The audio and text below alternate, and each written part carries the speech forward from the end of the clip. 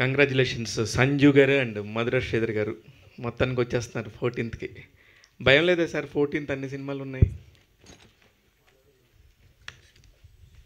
చేయను అంటే అంటే 14th చాలా మూవీస్ ఉన్నాయి, కొంచెం పెద్ద మూవీస్.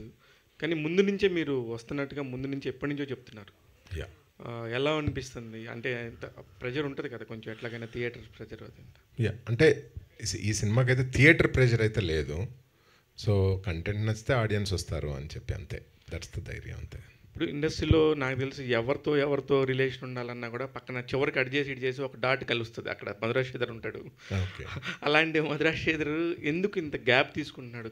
తీసుకుంటున్నారా? గ్యాప్ వస్తుందా? లేదు అంటే కథ చెప్పడానికి టైం పడుతుంది కదా అన్న. So it's all about waiting for a good story అంతే. That's all. సార్ ఏబిసిడి తర్వాత చాలా టైం పట్టింది నిజంగా మీకు కూడా. సేమ్ ఆన్సర్ అది కాకుండా మీ పాయింట్ ఆఫ్ వ్యూలో ఎందుకు మీకు లేట్ అయిందని చెప్పరా? ఏబిసిడి తర్వాత నేను ఒక వెబ్ సిరీస్ చేశానండి, అహనా పెళ్ళంట అని రాజ్ తరుణ్తో జీ5కి. సో దాని తర్వాత ఈ కథ మీద కూర్చున్నాం. So gap was never there. In between చిన్న చిన్న యాడ్ ఫిల్మ్స్ కానీ ఇవన్నీ చేస్తూ ఉన్నాను. గ్యాప్ అయితే ఏం లేదండి. కానీ సినిమా చాలామంది చూసారంట. ఇందులో నిజంగానే తరుణ్ భాస్కర్ రేంజ్ కామెడీ గురించి మాత్రం విపరీతంగా చెప్తున్నారు బయట. అంటే సినిమా చాలామంది చూశారు ఆల్రెడీ. మధురాశ్రీధర్ గారు వెల్ విషర్స్ అయి ఉండొచ్చు, విక్రాంత్ గారి ద్వారా అయి ఉండొచ్చు, మీ ద్వారా అయి ఉండొచ్చు. చూసిన వాళ్ళు మాత్రం హిలేరియస్గా చెప్తున్నారు సినిమా గురించి, చాలా పర్ఫెక్ట్గా వచ్చింది అనేది. ఎందుకు అంత ముందుగా చూపించాల్సి వచ్చింది సినిమాని? నేను ఇఫ్ యూ అబ్జర్వ్ అంటే ఫస్ట్ నుంచి కూడా 2015 నుంచి ఏ సినిమా తీసినా కూడా ఫస్ట్ కాపీ వచ్చిన తర్వాత చూపెడతా ఉంటాను.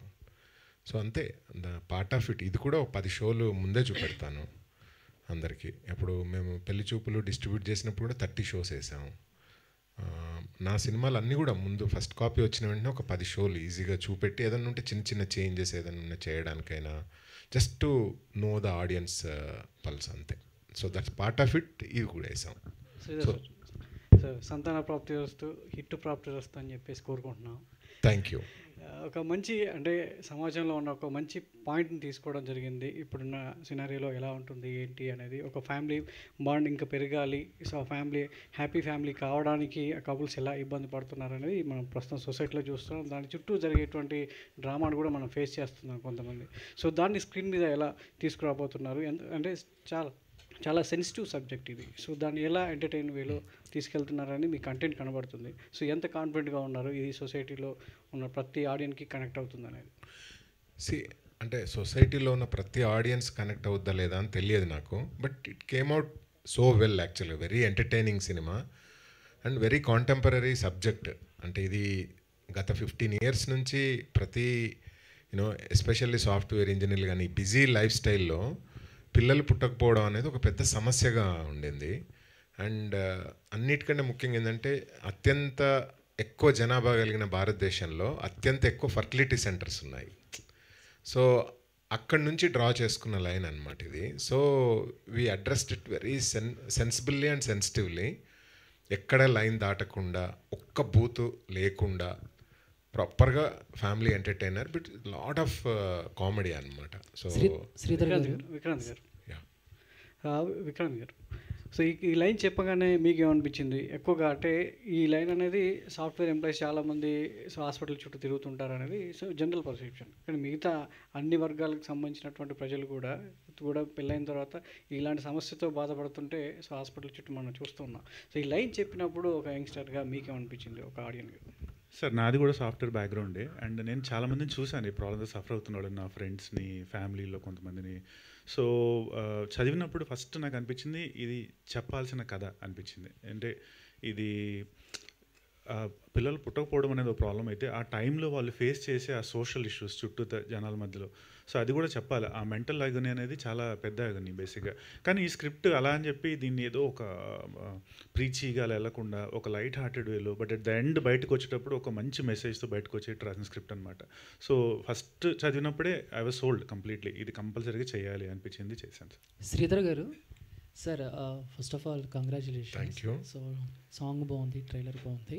అంటే సంతాన ప్రాప్తిరస్తు టైటిల్కి మీరు చూపించిన ట్రైలర్కి అండ్ రిలీజ్ డేట్ కూడా నవంబర్ 14th. అంటే పిల్లలు పుట్టకపోవటం అనే ఒక కాన్సెప్ట్ మీద తీసుకుని November 14th children's day release చేయటం అనేది సో క్వైట్ ఆపోజిట్. సో ఏంటి సార్ అంటే ఈ పర్టికులర్గా ఈ డేట్ గురించి సినిమా స్టోరీ విన్నప్పుడే పలానా ఈ డేట్ వస్తే బాగుంటుందని ప్లాన్ చేసుకున్నారా? అండి ఇట్ హ్యాపెండ్ అంతే. ఇట్స్ వెరీ కోఇన్సిడెన్స్ అనమాట. చూస్తూ ఉన్నాం ఏ డేట్ అని లాస్ట్ 1 month నుంచి చూస్తూ ఉన్నాము. 30th పెద్ద సినిమాలు వస్తున్నాయి, 7th 14th. సరే I thought November 14th is the right date. So mid-November మళ్ళీ 3rd week of November కొంచెం డల్గా ఉంటుంది సీజన్. మళ్ళీ December 1st నుంచి మళ్ళీ బాగుంటుంది. సో ఐ థాట్ ఈ సీజన్కి ఇది లాస్ట్ డేట్ అనిపించింది. యాదృచ్ఛికంగా కలిసింది ఆ రోజు నవంబర్ 14th రోజున చిల్డ్రన్ డే రోజున సంతాన ప్రాప్తిరస్తు రిలీజ్ అనేది. డైరెక్టర్ సంజయ్ రెడ్డి సార్, అంటే కాన్సెప్ట్ మీరు రెడీ చేసుకున్నప్పుడు, అంటే ఏదైనా ఒక కాన్సెప్ట్ మనం తీసుకున్నప్పుడు దాని గురించి బ్యాక్గ్రౌండ్ చాలా వర్క్ చేస్తాం. సో పిల్లలు పుట్టకపోవటం అండ్ స్పెర్మ్ క్వాలిటీ తక్కువగా ఉండటం ఇలాంటి వాటి మీద మీరు బ్యాక్గ్రౌండ్ వర్క్ చాలా చేసి ఉంటారు కదా. సో రియల్గా కూడా ఎంత ఉంది ఏంటి, ఐ మీన్ ఏం జరుగుతుంది ఏంటి అని వర్క్ చేసినప్పుడు మీరు సర్ప్రైజింగ్గా షాక్ అయిన ఎలిమెంట్స్ ఏమైనా ఉన్నాయా? అంటే నిజంగా మీరు సెర్చ్ చేసినప్పుడు. లేదు చేసేవాడి. అంటే మా ఫ్యామిలీలోనే కొంతమందికి ఇష్యూస్ ఉన్నాయి. అక్కడే బేసిక్గా ఐడియా పుట్టింది, ఫ్రెండ్స్లో ఉంది.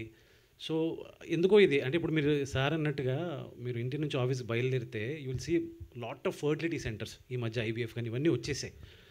సో ఎక్కడో ఈ రీసెర్చ్లో భాగంగా అంటే ఒక విషయం ఏమర్థమైందంటే చాలామంది ఫ్యామిలీస్లో ఇప్పటికీ పిల్లలు పుట్టట్లేదు అంటే ఓన్లీ అమ్మాయిని మాత్రమే they are sending it to the hospitals అండి, అంటే ప్రాబ్లం ఉంటే అని. బట్ అబ్బాయిలు వాళ్ళకి ఇది ఒక ఇష్యూ ఉంటుంది, అయ్యో మేము మగవాళ్ళు మాకే ఉంటుందిలే అని ఫీల్ అయిపోతారు. కానీ ఇష్యూ ఏదైనా ఐదర్ సైడ్ ఉండొచ్చు.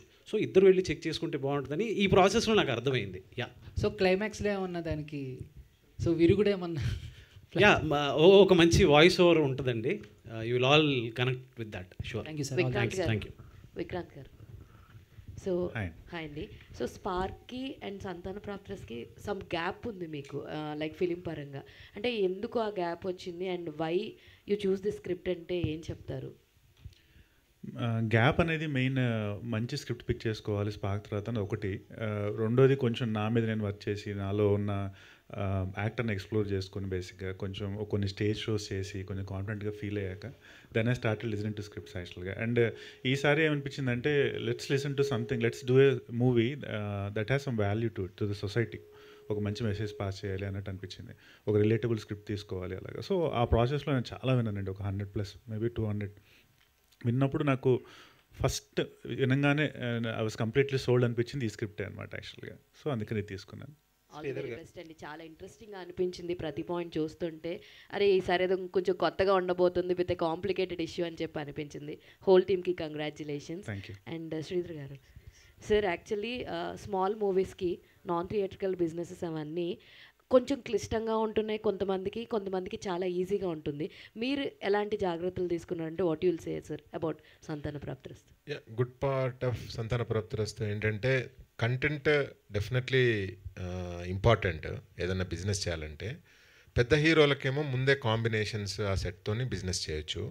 బట్ ఇలాంటి సినిమా కంటెంట్ స్ట్రాంగ్గా ఉంటే బిజినెస్ అవ్వద్ది. So I'm very happy that we completed our non theatrical business అయిన తర్వాతనే ఈరోజు ప్రెస్ మీట్ పెట్టామన్నమాట. So I'm happy about it. So content కరెక్ట్గా పొజిషనింగ్ చేయగలిగితే business is there. So only focus we have to అంటే put ఏంటంటే content అంతే. Sridhar garu, yes sir on that note ఫ్రీక్వెంట్గా ఈ కొత్త సినిమాలు ఓపెనింగ్స్ అనేవి చాలా ఇది వరకు ఆల్మోస్ట్ 300 రిలీజెస్ ఉండేమో ఇయర్కి, అరౌండ్ 150 లోపలోకి వచ్చేసినాయి.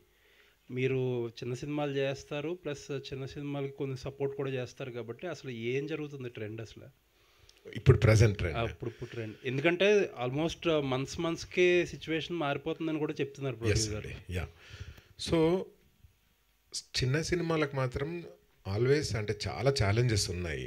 But at the same time content కనుక కనెక్ట్ అవుతే డెఫినెట్లీ డిజిటల్ బిజినెస్ అవుతుంది, థియేటర్కల్ కూడా జనాలు వస్తున్నారు. సో ఇప్పుడు మీరు అబ్జర్వ్ చేస్తే ఒక 20% ఆఫ్ స్మాల్ మూవీస్కు కరెక్ట్ బిజినెస్ జరుగుద్దండి. అంటే కరెక్ట్గా పొజిషనింగ్ చేసుకోగలిగితే డిజిటల్ బిజినెస్ జరుగుతుంది. ఎందుకంటే ఎవ్రీ ఓటీటీకి ఒక 10 నుంచి 12 చిన్న సినిమాలు కావాలి. సో సీరియస్లీ ఒక 5 ఓటీటీస్ అనుకున్నా కూడా ఒక 50 చిన్న సినిమాలు అయితే కావాలి ఫర్ ఫీడింగ్. సో మనం ఆ కంటెంట్ మీద ఫోకస్ చేస్తే, కరెక్ట్గా చేస్తే చిన్న సినిమాకు వర్కౌట్ అవుతుంది. అదే డిజిటల్గా, నాన్ థియేట్రికల్. ఇక థియేట్రికల్ రిలీజ్ అనేది అంటే నిజంగా ఎవరి చేతిలో లేదు. అంటే థియేటర్కి జనాలు వస్తారా లేదా అనేది మనం నిజంగా చెప్పలేము. మనం ఓన్లీ మన ఫోకస్ అంతా కూడా మంచి కంటెంట్ ఇవ్వాలి, దాన్ని ఉండాలి, మంచి ట్రైలర్ ఇవ్వాలి, మంచి టీజర్, మంచి సినిమా తీయాలి అనేది ఉండాలి. బట్ థియేట్రికల్ రిలీజ్కి అయితే ప్రాబ్లం లేదండి నవ్వేడేస్. అంటే థియేటర్స్ దొరుకుతున్నాయి చిన్న సినిమాలకు, థియేటర్స్ అన్ని ఖాళీగా ఉంటున్నాయి. ఎగ్జాక్ట్లీ. సో అప్పుడేంటి, మనం ఓన్లీ మంచి సినిమా తీయడం మీదనే ఫోకస్ చేయాలి, ఇంకా వేరే మార్గం లేదు మనకి. అలాగని చెప్పండి. అలాగని మరి ఇన్ని సినిమాలు ఎందుకు ఓపెన్ చేస్తున్నారు అంటే they want to tell stories. అంటే many democracy of film making కదండి డిజిటలైజేషన్ ప్రాసెస్లో. సో ఈ ప్రజాస్వామ్యంలో ప్రతి వాళ్ళు వాంటెడ్, సెల్ ఫోన్ ఉన్న ప్రతివాడు సినిమా కథ చెప్పాలనుకుంటాడు. సో ఎవరిని ఆపగలం మనము? ప్రతిదీ ఇప్పుడు జస్ట్ సింపుల్ ఎగ్జాంపుల్ ఏంటంటే, మనం అనుకుంటాం, మీరు ఏదైనా పల్లెటూరుకి వెళ్ళి చూడండి, ప్రతి రైతు ఏమంటాడు, ఈ సంవత్సరం పంటలు పండలేదండి, ఈ సంవత్సరం ఏ కాలం పాపం ఆయనకు పంట పండింది చెప్పండి. కానీ సంవత్సరానికి 3 పంటలు పండిస్తూనే ఉంటాడు ఆయన కష్టపడి. సో సేమ్ ఫిల్మ్ మేకర్ పరిస్థితి కూడా అలాంటిదే. అంటే ఇట్స్ హోప్ బేసికలీ. ఈసారి బాగుంటుందేమో మూవీ, ఈసారి బాగుంటుందేమో. ప్రతి ఫిల్మ్ మేకర్ అదే అనుకుంటాడు, నా సినిమా బాగుంటుందేమో అని. ఇంకా ఫైనల్ ఈ సినిమా రిలీజ్లో కానీ బిజినెస్లో కానీ ఇష్యూస్ ఈరోజు ఇష్యూ కాదండి. ఆ సినిమా పుట్టినప్పటి నుంచి ఉంది. హాలీవుడ్లో ఉంది, టాలీవుడ్లో ఉంది, బాలీవుడ్లో ఉంది. అన్ని వుడ్లలో సేమ్ ప్రాబ్లమ్స్ ఉంటాయి. రిలీజు, సినిమా చూడండి. ఎందుకంటే ఆర్ట్ ఫామ్ అందరికీ నచ్చదు యాక్చువల్గా. ఆర్ట్ ఫామ్ సక్సెస్ రేట్ కూడా 20% ఉంటుంది, 15 to 20%. అది everywhere, every art form. For no reason on the earth ఒక పెద్ద అద్భుతమైన పెయింటింగ్ సూపర్ హిట్ అవుతుంది. అండ్ ఫర్ మెనీ రీజన్స్ మళ్ళీ అదే పెయింటర్ ఇంకో పెయింట్ వేస్తే అటర్ ఫ్లాప్ అవుతుంది. So it's in the it's all in the alignment అనమాట. ఈ నేచర్ ఎవ్రీథింగ్ అలైన్ అయ్యి ఆ సినిమాని సక్సెస్ చేస్తుంది. కాబట్టి ఇట్స్ ఆల్, మనం మంచి సినిమా తీయాలి, మన intention of film making should be good అని నేను అనుకుంటాను. సరే అండి, ఇంకొకటి చిన్న సినిమాలకి ఐ హ్యావ్ బీన్ హియరింగ్, మీరు అయిన డిజిటల్ బిజినెస్ అయిన వాళ్ళకి కూడా చాలామందికి లంసమ్ అమౌంట్ల కంటే కూడా ఎక్కువ పేపర్ వ్యూ ఇవన్నీ ఇస్తున్నారు, ఆఫర్ చేస్తున్నారు. How does this model work? It's a good model అండి యాక్చువల్గా. వన్ వే అంటే మనము ముందే ఫుల్ బిజినెస్ చేసుకోవడం అదొక స్టైల్. వన్ టైం పేమెంట్ వచ్చేస్తుంది. సపోజ్ కొంచెం అప్రిహెన్షన్స్ ఉంటాయి ఓటీటీస్కి, అమ్మో ఇంత లంసమ్ అమౌంట్ ఇస్తే మాకు వర్కౌట్ అవ్వద్దో లేదో అంటే, ఎందుకంటే చిన్న సినిమా గ్యారంటీ లేదు కదా, అంటే హిట్ అవుద్దా లేదా ఇది సినిమా. కాబట్టి అప్పుడు పేపర్ వ్యూలో ఆఫర్ చేస్తారు. అప్పుడు ఆఫర్ చేసినప్పుడు రైట్స్ అన్ని ప్రొడ్యూసర్ దగ్గరే ఉంటాయి కదండి. So he can explore for life time actual. కొంచెం ఓపిక్గా కనుక ఎక్స్ప్లోర్ చేసుకుంటే పేషెంట్గా, సో తనకు కొన్ని సంవత్సరాలు అలా రెవెన్యూ వస్తూ ఉంటుంది. But he has to position it well, different ప్లాట్ఫామ్స్లో కరెక్ట్గా పొజిషన్ చేసుకోగలగాలి ఓపిక్గా. వర్క్ అవుతుందండి ఈ model? Do you know any examples? అసలు అంటే ఫుల్గా వర్కౌట్ అవ్వకపోవచ్చు, అంటే ఇమ్మీడియట్లీ మనం పెట్టిన డబ్బు రావాలి అని అంటే అవ్వవచ్చు. But over the years definitely work out అవుతుందండి. థ్యాంక్ యూ అండి.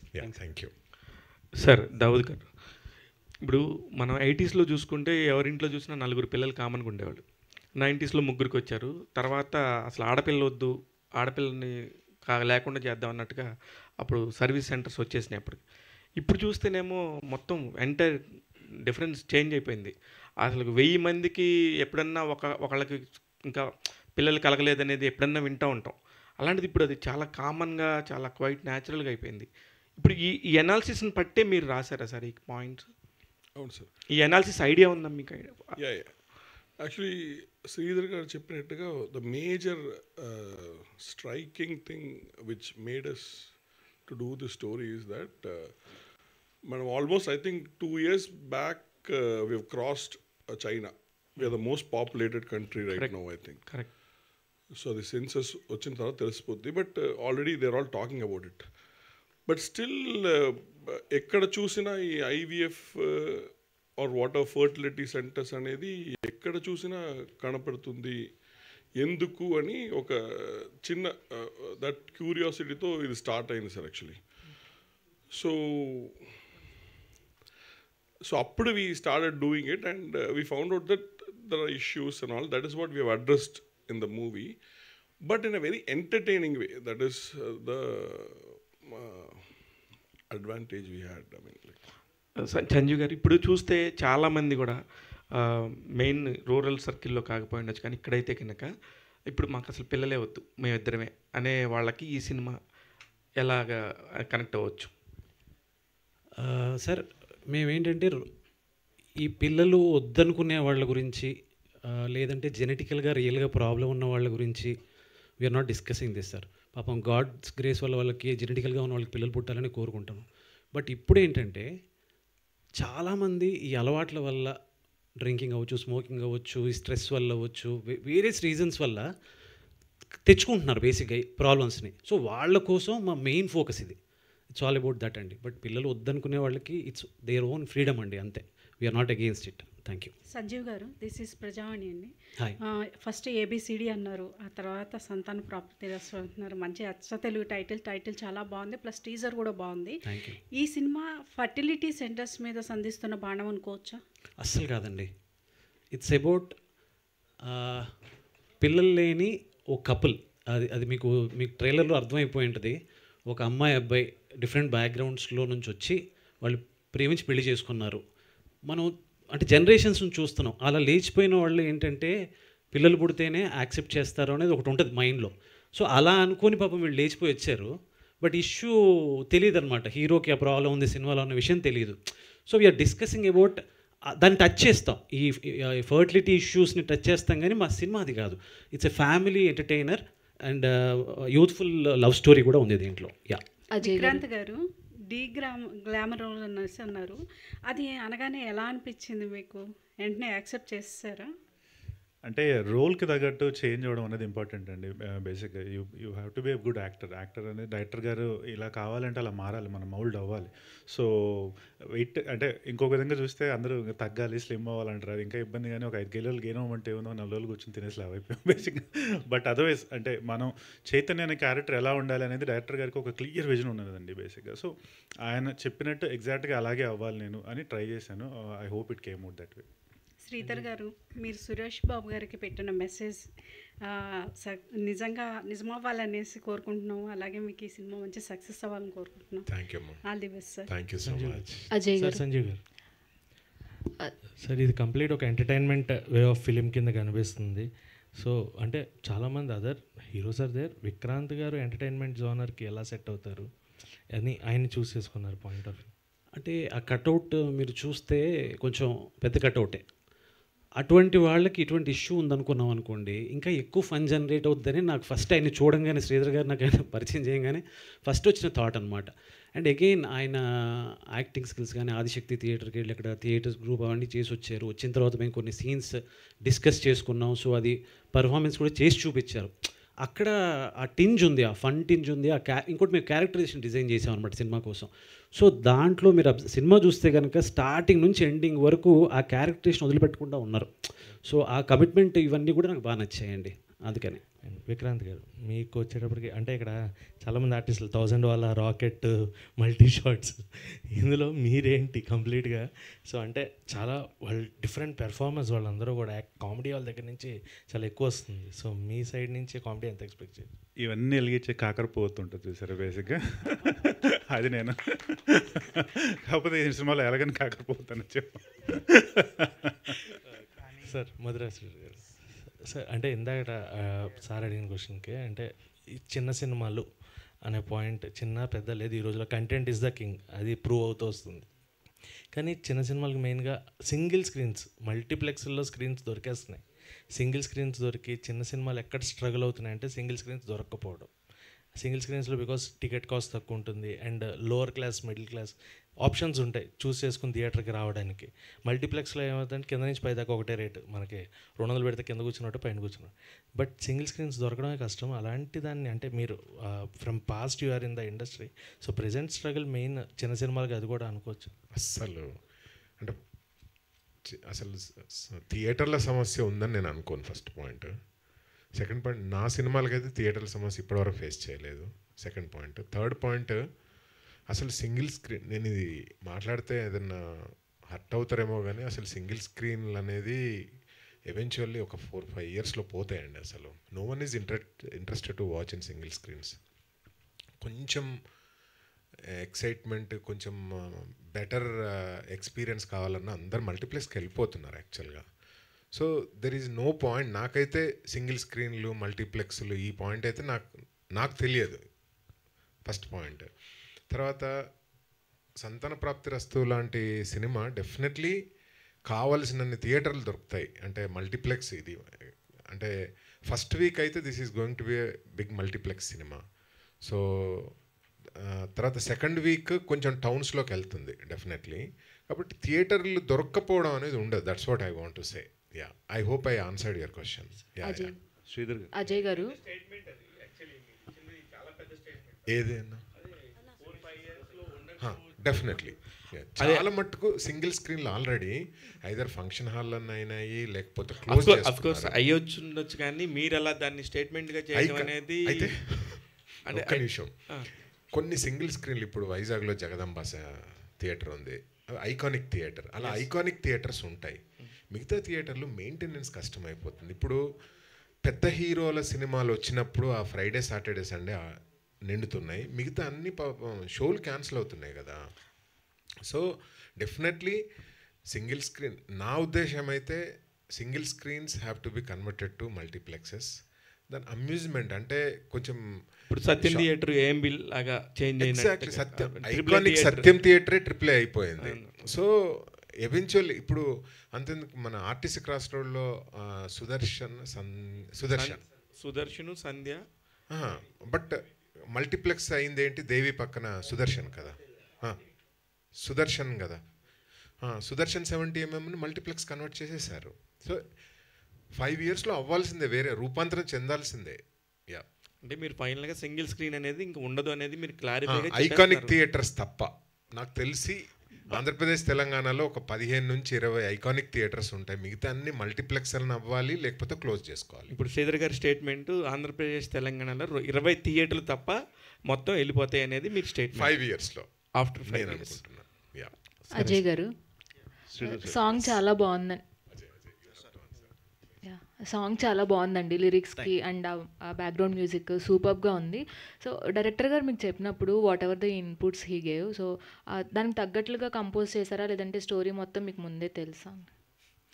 స్టోరీ దగ్గర మొత్తం స్కోరింగ్ అయిపోయింది, బ్యాక్గ్రౌండ్ స్కోర్ అయిపోయిన తర్వాత ఒక సిట్యువేషన్లో సాంగ్ అనుకొని చేసింది అనమాట. సో సిట్యువేషన్ అంతా నాకు 2 months మైండ్లోకి వెళ్ళిపోయింది యాక్చువల్లీ. అండ్ చెప్పినప్పుడు స్టోరీ లైన్ చెప్పినప్పుడు మీ ఒపీనియన్ ఏంటి సార్? లేదు సార్, లేదు యాక్చువల్లీ నేను స్కోరింగ్ అప్పుడు మొత్తం షూట్ అయిపోయి నేను పైలట్ మొత్తం సినిమా చూశాను. సో నెరేషన్ అనేది లేదు. సో డైరెక్ట్గా సినిమా చూసి నేను స్కోరింగ్లోకి అంటే సునీల్ కశ్యప్ గారు చేశారు సాంగ్స్. సో డైరెక్ట్గా మూవీ చూసి స్కోరింగ్ అయిపోయిన తర్వాత ఈ సాంగ్ చేయాల్సి వచ్చింది. ఇది 5 days బ్యాక్ అండి, 4 daysలో అయింది ఈ సాంగ్ అంతే. చాలా బాగుందండి సాంగ్. అండ్ డైరెక్టర్ గారు సార్, సాఫ్ట్వేర్ లైఫ్ అంటేనే ఒక డిఫరెంట్ లైఫ్ అనమాట, హరీబరీ లైఫ్, టైం ఉండదు. సో షిఫ్ట్ టైమింగ్స్ ఉంటాయి, ఫ్యామిలీకి టైం కేటాయించడం చాలా ఇబ్బందిగా ఉంటుంది. సో ఇవన్నీ కూడా చూపిస్తూనే ఈ కాంప్లికేటెడ్ ప్రాబ్లమ్ని చూపించారా, లేదంటే ఓన్లీ ఆ పాయింట్ ఒక్కటే హైలైట్ చేశారా?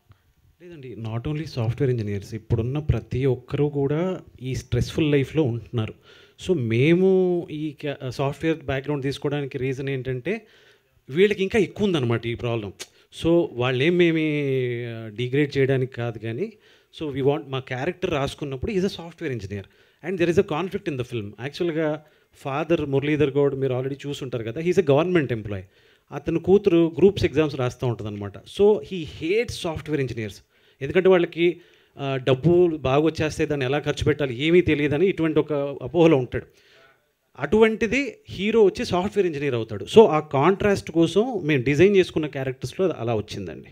విక్రాంత్ గారు సార్, డైరెక్టర్ మీకు చెప్పినప్పుడు స్టోరీ అంటే కొంచెం డీగ్లామ్ చేస్తూ చూపించినా కానీ కొంతమందికి అంటే ఆ స్టోరీ లైన్ నచ్చో, లేదంటే క్యారెక్టర్ ఇంపార్టెన్స్ ఉంది నేను ఎక్కువ హైలైట్ అవుతాను అనిపించి కొంతమంది స్టోరీ సెలెక్ట్ చేసుకుంటారు.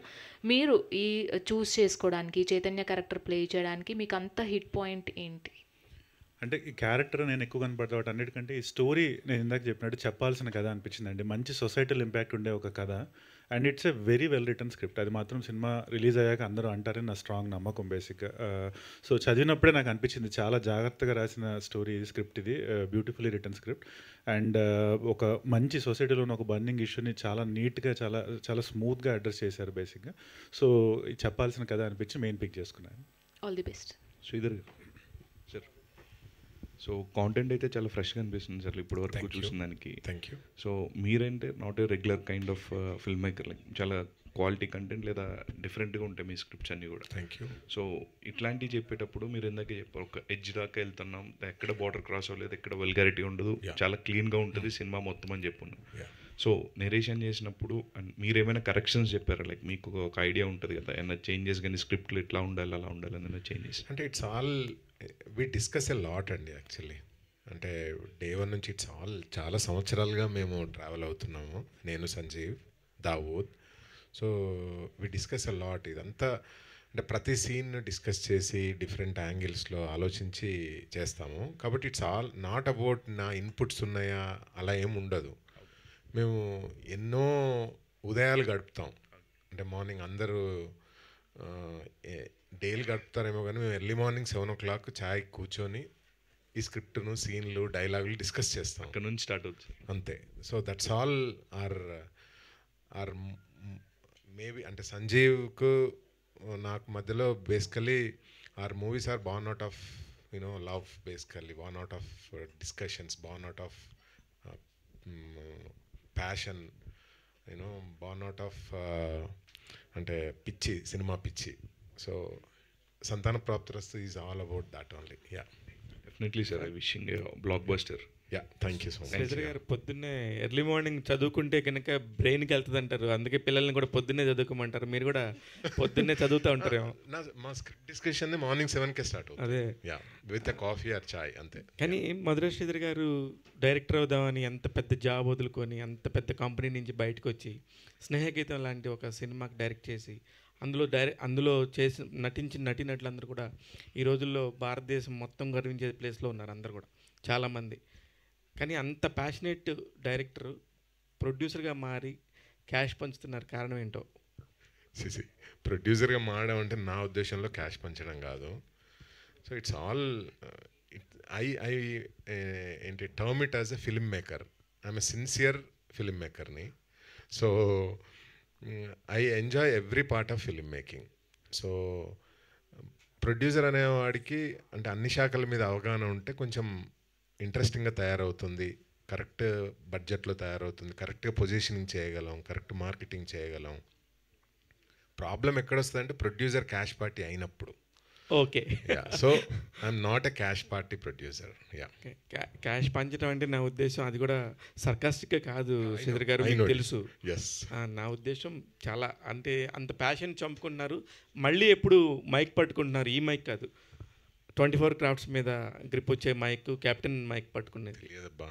సో అది I just left it to God, ఎలా ఏంటి అనేది he will design. Yeah, but ఇప్పుడైతే I'm enjoying creative production, definitely enjoy చేస్తున్నాను. All the very best sir. Thank you. Director garu, ఇప్పుడు ట్రేజర్ చూసిన తర్వాత 100 days ప్రెగ్నెన్సీ అనేది ఏదైతే ఉందో ఆ time period full comedy work out అవుద్దని మేము అనుకుంటున్నాం కదా.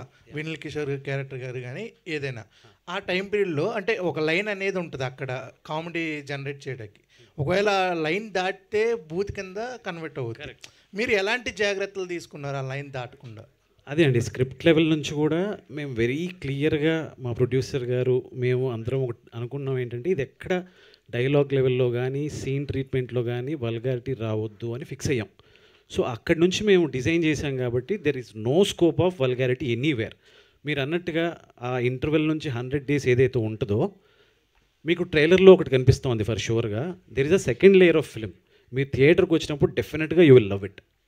అది I can promise you. Okay, song అయితే చాలా బాగుంది. థ్యాంక్ యూ అండి. All the best. Thank you. Director garu, ఇప్పుడు సంతాన ప్రాప్తిరస్తు అనేది ఇప్పుడు ఎన్ని చెప్పినా ఒక పర్టికులర్ ఒక జోన్లో ఉన్న వాళ్ళకే కనెక్ట్ అవుతుంది సార్. అంటే ఇప్పుడు ఒక ఏజ్లో ఉన్న వాళ్ళు, మ్యారేజ్ చేసుకున్న వాళ్ళకి వీళ్ళకి కనెక్ట్ అవుతుంది. అంటే పర్టికులర్గా డిఫరెంట్ టైప్ ఆఫ్ జోన్స్లో ఉన్న వాళ్ళకి రావడానికి ఏమైనా మెసేజ్ ఉందా అంటే ఏం చెప్తారు సార్?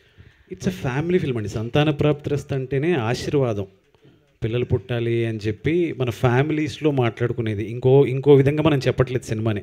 మీరు ట్రైలర్ చూస్తే, ఇప్పుడు టీజర్ చూశారు, సాంగ్స్ చూస్తున్నారు, ఇవన్నీ కూడా ఒక ఫ్యామిలీ సినిమాని మేము ప్రొజెక్ట్ చేస్తున్నాం.